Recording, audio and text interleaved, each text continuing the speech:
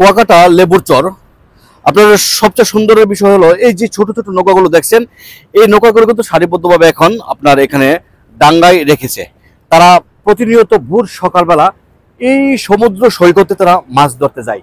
সারাদিন মাছ ধরে তারা সমুদ্র সৈকত থেকে যা মাছই পায় না কেন তারা কিন্তু নিয়ে আসে। আপনি দেখছেন এই ছোট ছোট ইঞ্জিনের যে বোটগুলো, এই বোটগুলোকে নিয়ে তারা সমুদ্রের যে ঢেউয়ের তালে তালে তারা জীবনকে বাজি রেখে তারা এই মাছ ধরে।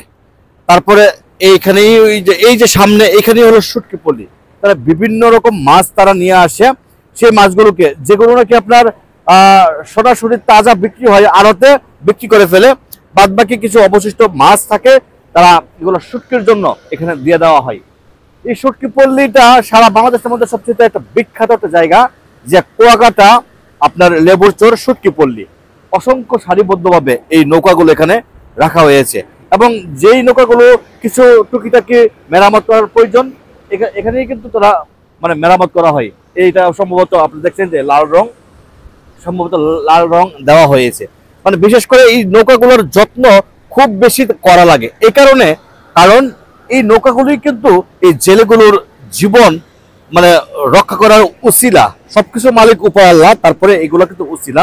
এই ছোট ছোট নৌকা দিয়ে কিন্তু তারা আপনাদের সমুদ্র সৈকতে যা, সাগরে যা, এবং সারা দিন মানে তারা নৌকা ইয়ে করে,